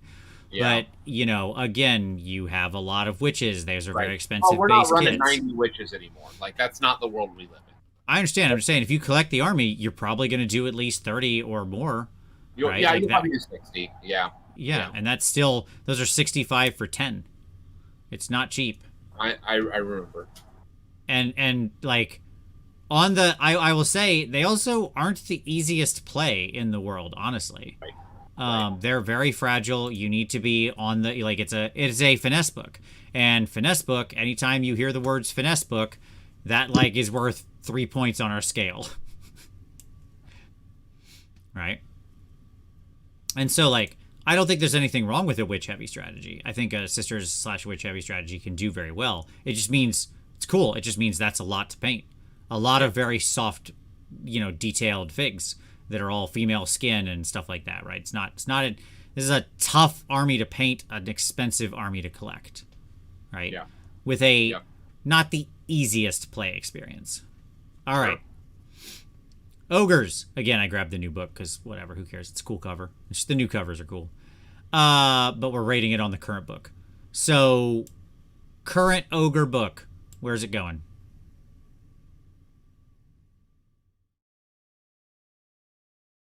What are you feeling here? Here's where I'm putting it. I'm putting it right here in its current incarnation. Okay, tell me why. Sure. It straddles the line between sort of tier 1 and tier 2 on the ease of play. It plays straight Warhammer. Like good old classic Warhammer. Yeah. Yep. Its rules are not very complicated, but its play experience to pilot it to victory can be a little tough. It has your monster truck option, which is very simple in execution. Right? In fact, I need to move it up because I'm really trying to split 50-50 on that line. Yep. There is a lot of like secondary market access to the book because all the sculpts are 1,000,000 years old, right? But not so old that they're bad. You know what I mean? Like I think ogres still have a pretty good look to them. It's a lot of flesh. It's a lot of flesh. It is. But they're bigger and there's less of them. Yeah. And that does make it easier. You're effectively painting like almost 54 mil models, you know, effectively. You can do a lot more with an airbrush. You can do a lot more. It just like washes make things very easy with them. So to me, they're sort of straddling that line. Now we'll see how it, you know, where it ends up. I see we got the Iron Gutsman in the chat. Question: if ogres were good, how hard to play would they be? That is a good question. I don't know. Let's see that new book. Yeah, exactly. I guess hopefully, Stuart, we get an answer to that with the new book. That fingers crossed. Let's hope for both good and easy. But yes, it is a very simple army, right? It wants to go run forward and punch people in melee. So like that's what's saving it on the ease to play chart. Right? So say right about there. Okay, cool. Sure. Good stuff. Sylvaneth. I don't know, man. Oh, I've got an easy rating for this one, okay? Sylvaneth still remain, even in their new incarnation, fully in the hard-to-play area. Okay. And they're expensive, too. And the reason they end up in both of these categories is, well, one, they're just a very expensive army with a lot of expensive kits, the Bug Riders and the new... There's just no easy way out of that, you know, little shooter archers and stuff, and Kurnoths and all of this.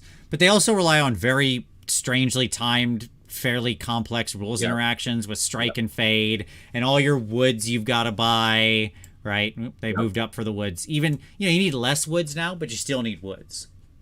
Right? And you have to like know where you can place your woods and how you can teleport near them, and then which unit gets pulled on the strike and fade. Sequencing and blah, blah, blah, blah, blah, blah. Yep. Don't disagree with that at all. They're all down there. Okay. Good. Heat Knights of Slaanesh. Just put them right next to Lumineth. Yep, they belong here. Slightly easier to play, slightly less expensive, but not really, because you have to summon with them.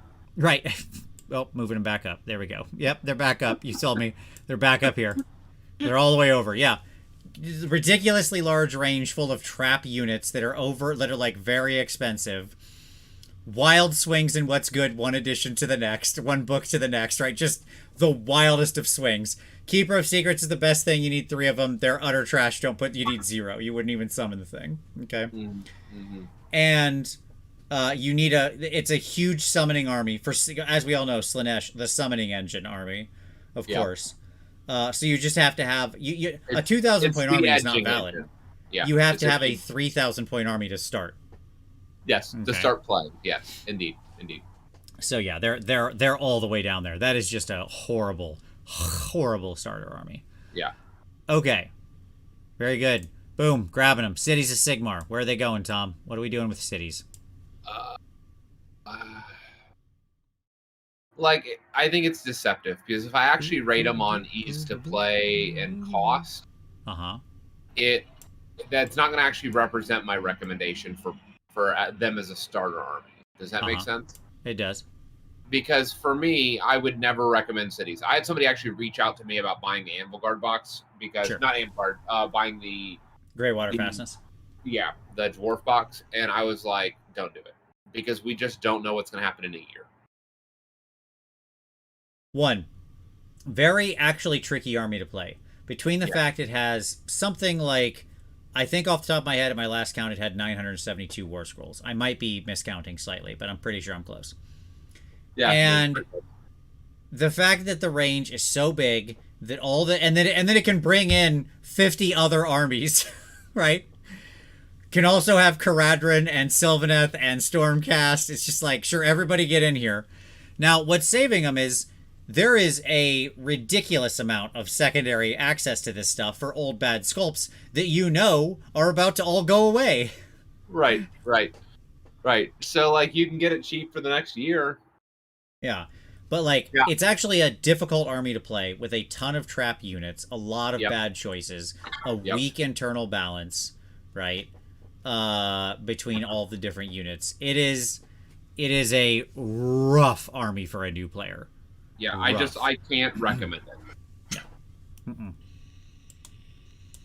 going to put it dead in the middle on cost, because it is, yes, a bunch of old crap is cheap in the secondary market, but also all that stuff is bad and will go away. And if you actually tried to buy the whole range and like have a legit, complete cities army, it would be catastrophically expensive, right? You'd have 10,000 points, just base. Yep. Okay. Flesh Eater Courts, Tom. Where are they going? FEC. Oh, man, if I'm going to be honest, they're up there with your like, I mean, I'm putting them in between Orcs and Iron Jaws, or Iron Jaws and Magakin. Like, they're one of my favorite armies to recommend because it's so easy to get into. Yep, I agree. I'm going to rate them a little bit harder than Nurgle or Iron Jaws, just because they do have a little more trickiness to them with their timing and the way some of their abilities work and stuff like that. Right. Cost-wise, they're quite reasonable. As we mentioned, the Start Collecting is like a very easy access to them, to basically the army. And like painting, like they take well to contrast and dry brushing. Yeah, absolutely. They're a great paint. Another one of those like very easy starter armies to paint. Ghouls, super simple to paint. Crypt Horrors, and Crypt Fiends, and all that, very easy to paint. Yeah, they're not as strong, certainly in the meta right now. But they are a War Scroll or 2 update away, a book away from being the best starter army. But the problem is, once they do that, newsflash, you're going to lose your getting started box. That's perfect right now. Yeah, sure. So, like, absolutely. If you're interested in this army, buy 4 of those boxes yesterday. Yeah, that's why I'm moving them down slightly, because because I agree. They are, like, playing them well requires kind of more skill than Iron Jaws or Nurgle, where you could just, with Iron Jaws, it's like alpha go, just mighty destroyers and buff pigs and scream at the enemy. I don't know, double piling in Terrorgeist, fully buffed up, still do some work. It's good, but it's no Maw Crusher backed up by 6 pigs. which is what you can do in the other army. Sure. So, okay, cool. New Zinch. Yeah. So, I would put them down in the green. They're definitely in the green zone. Yep, and I would put them like, but I would say, like, to be honest, I would put them like just a touch higher than cities. Okay, I'll buy that. Because I think that they are much easier to play than they were, and they, from a cost standpoint, like it is a summoning army, but there's have been a number of boxes recently, so I don't know. I think that they're a little bit better off on that end of it. Yeah, I'm gonna rate them up here. They are expensive. They are a summoning army. I agree with you. They're a little bit easier than cities, but still, it's a very complex army to play. It is. It does still have some trap choices in it. It has complex interactions with a lot of magic, the most complicated sort of phase of the game. It uses a lot of weird rules. The summons are expensive. You've got to paint a ton of horrors. I'm talking myself into moving them up here, actually. Like moving them over here. So yeah, they're down in the like complex pile. Yep. They're down in the nightmare starter army pile. Yep. Okay. IDK. Iduneth Deepkin. Where are they falling, Tom? Honestly, I would put them. I think that they are, from a cost standpoint, they are certainly better than cities. Sure. But I still think that they're going to be in that harder to play section. Yeah.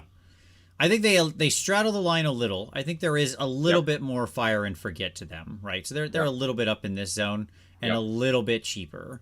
But they do take nice to contrast, though. They do, and they're a very pretty army. It's aesthetically pleasing. It does have some complex interactions. That's what got them down here, right? Like there's again, it is definitely a finesse army, no doubt. Yep. It feels very much like Daughters in that regard. Yep. And it is a very fun paint, but it is also a lot. So there you go. Yep. Okay. Cool. Ossiarch Bone Reapers. Where are these guys going, Tom? OBR. Well, they are hard to play well. Yeah, they are. But they have some pretty straightforward tactics. They're not really affordable to buy because you're going to buy a bunch of Mortec, and I don't know, man. They're just somewhere with Fire Slayers and with all of that, if I'm being honest. Yeah, to me, they end up in this zone right here. They straddle the line between tier 2 and tier 3 of complexity. Their strategy is not the most complicated thing. Okay, right. Like they are pushing things forward and regenerating. Right, exactly. But they are still a 2.0 book in a 3.0 world with like a lot of weird patches sitting on top to try to make their complicated RDP system work. Right. Right. They're not actually crazy expensive because you mentioned like buying a lot of Mortec, but you actually don't buy that many Mortec. Right. It's only like what, 40 now? Yeah, it'd be like 40 is what you would buy or something like that, right? 40, 50, somewhere in that range. And Ben Staffordson, do FEC have any magic from their Ghoul Kings or whatever? I like ghouls from Total War, but I'm not going to pretend that's how Sigmar works. Yes. All of the Ghoul Kings are also wizards. Yeah, so. They're most of them are multicasters. Well, the regular Ghoul Kings on foot are single. The Archregent is the double caster. Yeah, the Archregent's double. The mounted are single as well. Correct. But yes, they're great. Yeah, to me, like they're over here in sort of the cost is actually quite manageable for Ossiarch. I mean, again, unless you just go with any of these armies, if you go just whole ham and go wild and buy everything to the nines. But exactly, it's not a summoning army. It's pretty controlled. You get away with like the Mortec, or maybe if you're the Hot Suze, you've got 18. Did you see his army over the weekend? 18 choppy boys. I didn't. Mm-hmm. He had 18 of the choppy boy guys. The guy on the cover. Actually. Yeah, whose the name forearm eludes guy. me, but it doesn't matter. Yes, the four-faced forearm guys with their choppy blades. He had 18 of them in a list and went 5-0. So hey, there you Wow. go. Yeah. All right, cool. Next up, one for you, Tom. Caradron Overlords. I mean, I'm gonna put them right next to OCR, just literally right next to OCR. More expensive though, right? Maybe not, honestly. Well, the you're gonna boats buy, is what I'm thinking of here. you're gonna buy an ironclad, you're gonna buy a frigate, and then you're done. Okay.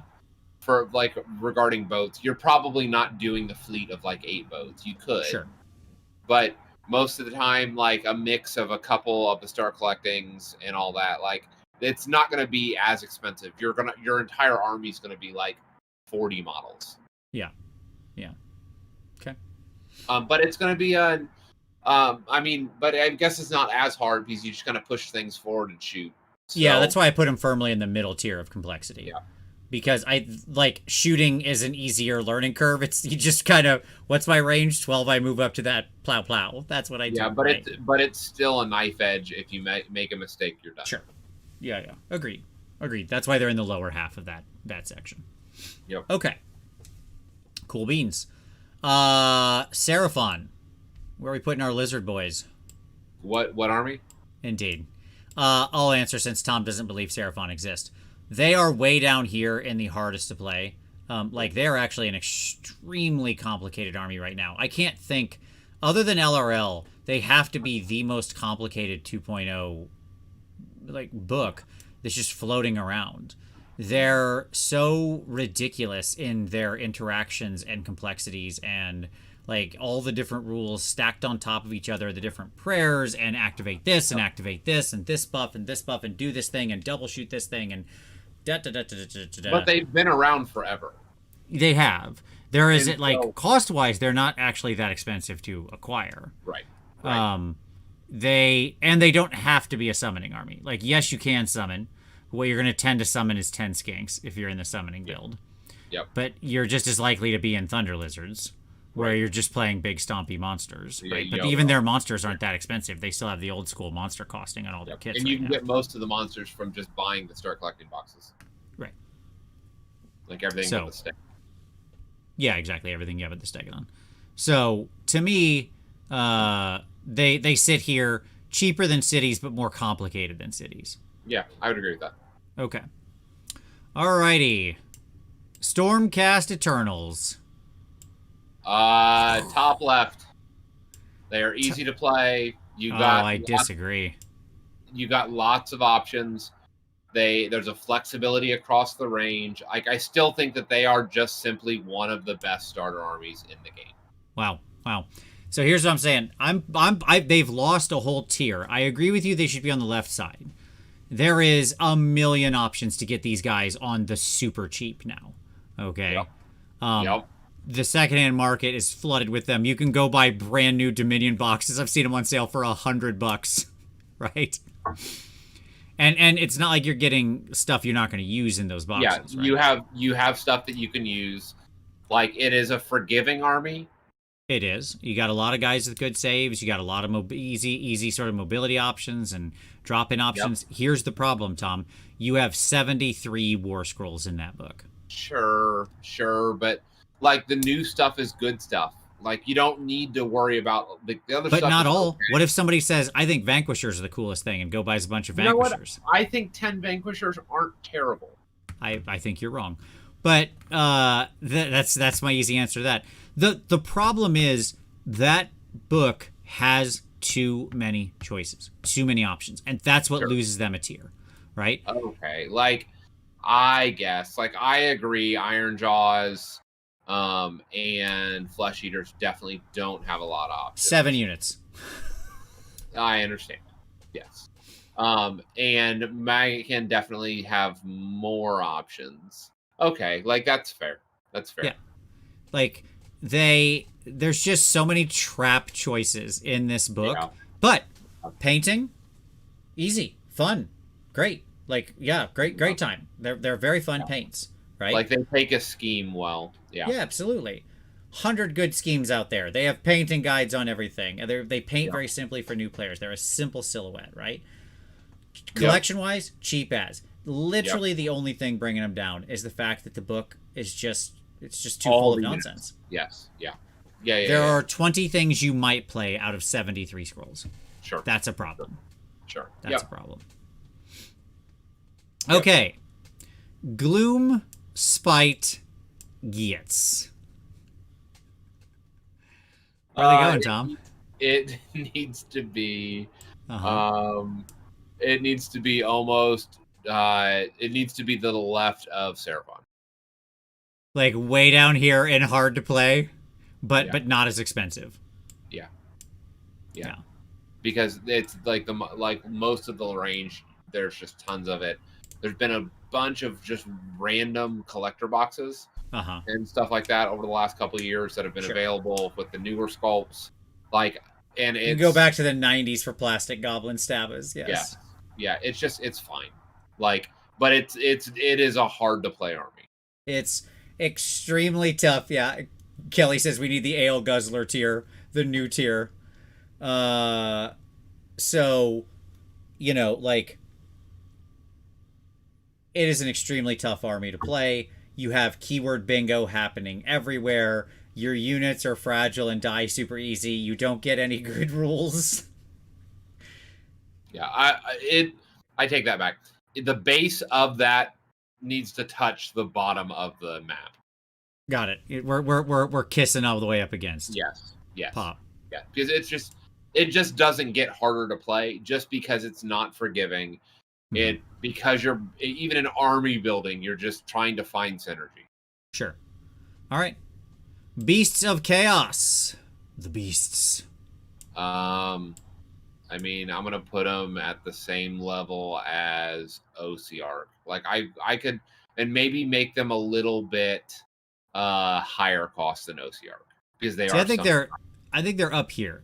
Like they definitely, like, beasts have they have a lot of choices. That hurts. Yep.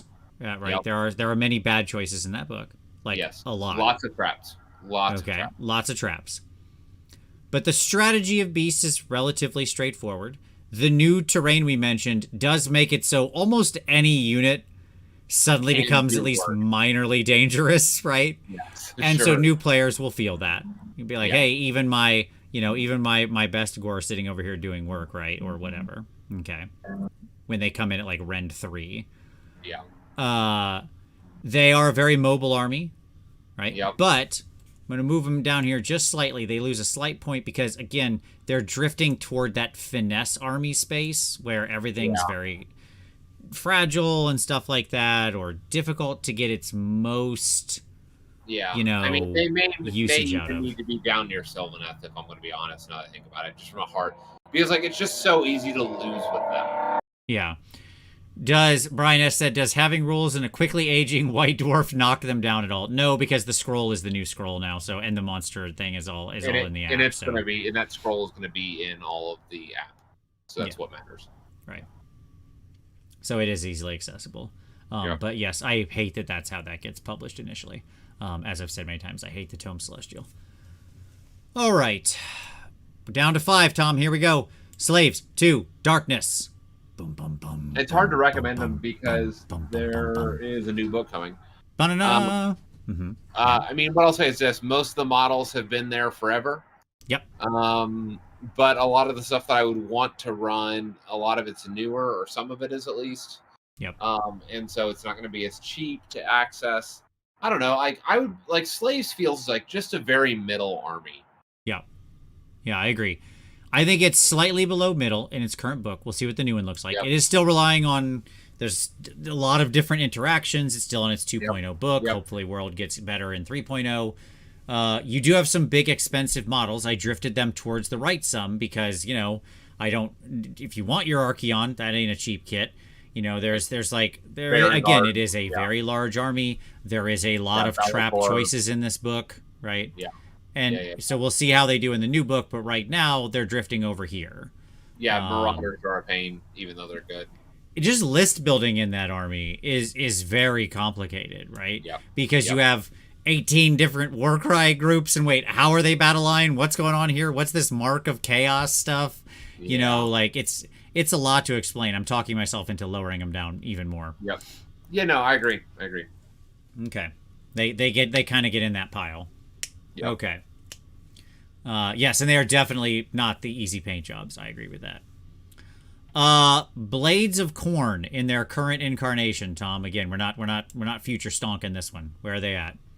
They need to sit. They need to be half cover over Gloomspite gets, and that they are a very hard to play army, but they're fairly affordable, all things considered. Yeah, I thought about just like bottom lefting them because there's so much around for so cheap. But they are more still than that. summoning. But they are still summoning. They are still summoning. So you're going to need to paint multiple things. Yep. And yeah, I would put them like just a touch, obviously, over a Gloomspite. I think that's the right answer. More expensive or less expensive? They are less expensive than Gloomspite. Okay, I agree. Yes. And they're like not quite as hard, still quite hard. Again, lots of bubbles, lots of ballet, lots of things you're keeping track of, weird rules synergy, all that kind of stuff, right? Okay. And yes, don't worry, Coolish Dan, we'll do a recap. All right. Night Haunt. Spoopy ghosts. Where are the spoopy ghosts going? I would actually put them directly immediately under and what I mean by that is like the top of one cover is the bottom of the other, immediately under Maggotkin. You're saying they're here. I think so because of the delay. The reason why I'm saying this is that they are super easy to get. Yeah. Right? Yeah. And once you understand their mechanic, it's very straightforward. Like I know it sounds I know it sounds like it's complicated to play. Yeah. Right? You got a lot of rules going on. You do, but you really don't because so much of it is passive other than you're charging. And you're charging, like, once you start doing it, it's all intuitive, right? Mm-hmm. You don't have a lot of once per game abilities. Okay. Everything generally is like flying, everything is ethereal, everything is movement 8 except for Hextrace or Reignor. Yeah, pretty uniform movement. You get to ignore Rend. You don't ever think about that. That's not a thing. Like Mystic Shield, meaningless. You get to cut out a lot of rules of the game. Yeah, that's fair. Right, like you're just like you don't play in the shooting phase. It's even though it seems like it's a complicated army, it's really not. It's fairly straightforward. It is also a very easy paint. One of the easier, more fun paints. One of the easiest armies to paint. One of the easiest armies to acquire financially. Yeah. Yeah. Because there were a bajillion models from the last edition that nobody played. Sure. Okay. All right. I'm with that. Sons of Behemoth. Again, current incarnation. I would put them up in the easy to play at the top. But I would put them to the right of Maggotkin just because you're in for $400. Or no, you're in for $800. Well, yeah. I mean, it's assuming you just pick up four megas or 3 megas and 3 babies or something, right? Then depending on what that boils down to, it's all going to end up in the $600 to $800 range. Now, ironically, it can be if you're willing to do third-party proxies, which we're keeping out of this discussion because that could be true for all of this. Okay, all of these would wildly change cost. Printing and other bullshit. Yes, we're not talking about that. Although I will just quickly here make a mention, right, that there is no army where the cost savings are more pronounced than with Sons of Behemoth, right? Yeah. Where you go from a $800 army to an $80 army. Yeah. Just going to your store and buying 4 of the big D&D fig giants or boned giants or something like that, right? Yeah, they're $20. Yep. So you buy a pie plate model, pie plate base, glue them on, you're done. Yeah. So but at any rate, we're not, again, to rate these costs, we have to keep everything the same, right? And so the Suns are up here. I agree. Super easy to play. Like it's walk forward, stand, hit things. Like it is the simplest of things. It's also only 4 to 6 models to paint. I suppose 8 at the high end, when 8 is your high end. Sure. So yeah, okay, absolutely. And then finally, save the best for last. Completely randomly, Skaven. Where are they going? They are at the bottom middle. They're a little bit to the right of cities. They have tons of trap units. They have tons of models that you need. Like if you're just randomly going to paint an army, you're in the hundreds of models. Sure. Like unless you're and in general, just the finesse that you need to play a Skaven army well in general makes them more difficult. They are still rules complex because they got like somehow, even though they have a new book in 3.0, it feels like a 2.75 book. They still have a lot of crazy interactions, rules, stuff like that. So they as you mentioned, yes, they are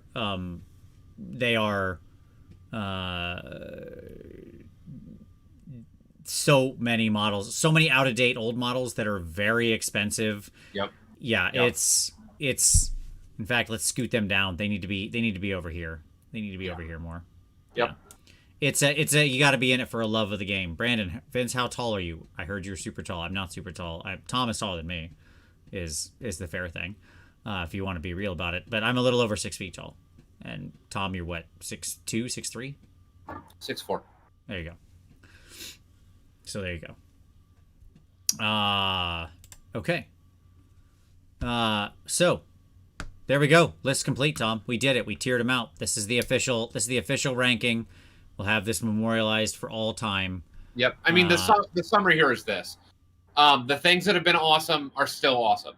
Ironjaw's Flesh Eater Courts, Night Haunt, Maggotkin of Nurgle. We may have even probably made Maggotkin too easy.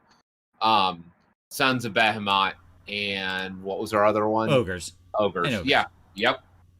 Like, oftentimes those have been a lot of where those spaces have been.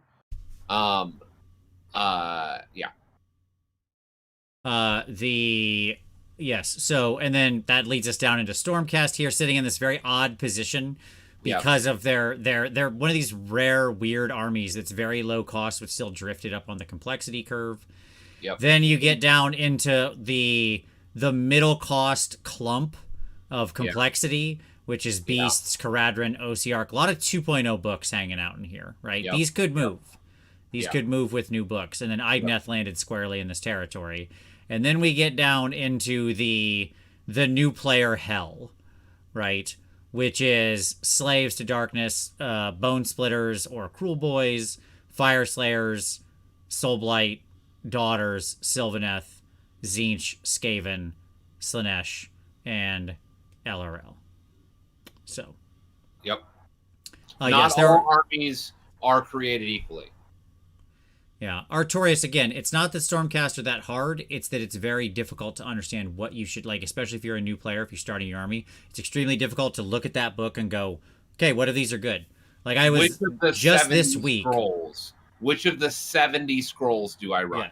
Like literally this week, I have been helping a Stormcast player who is just starting AOS build their army and leading them and navigating them through the units and why they want these things but not these things and where they need to get these two things together and what to take was just a nightmare. Now, it's not as bad as if I was trying to walk them through Slaanesh, which I have also done. Like 2 months ago, I had to walk a brand new, never played AOS before player through how to collect Slaanesh. And I was like, all right, tuck in. I can separate the difference. You ready, Tom? When I was helping the Stormcast player, I was doing it over chat. Like I was typing to them. Okay? Yeah. When I helped the Slaanesh player, I said, stop, we've got to do a video call. I can't type all this out. Yep. Okay? Yep. We've got to get on something where I can talk to you or you're never going to get this. Yeah, I mean, the reality is that in order to be in that upper quadrant, for me, it's here are these 3 products that I recommend you buy. Yeah, sure. You know, like where it's like, buy 2 of these Start Collecting boxes, buy this other kit, and buy this, and you're good to go. Yeah. Yep. You know, that's your first 1,000 points, and you'll be fine. Ryan, got a quick recap of those decent Stormcast War Scrolls. Oh boy, sure. Fulminators / you could use any of the righty Dracoth boys. Annihilators or Annihilators with Grand Hammers.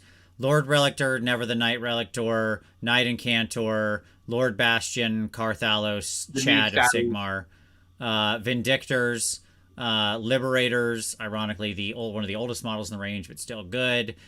Dragons. Let's see, what else? Prosecutors can have a very valid purpose in the game. They can be fun chaff. There's more, but that's a good initial like quick run. There are 10, 15 more that I'm not mentioning that could have easily a place. The problem is then there's another 40 after that I'll be like, no.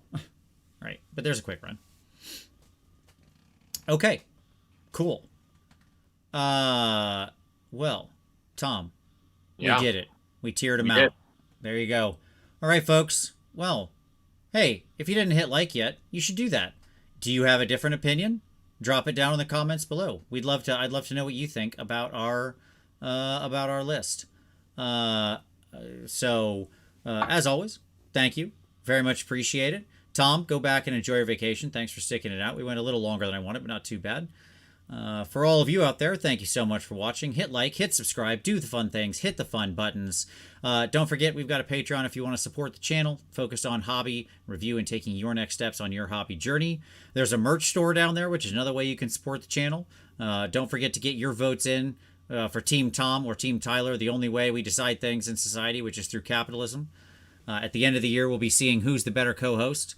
But as always, I thank you so much for watching, and we'll see you next time.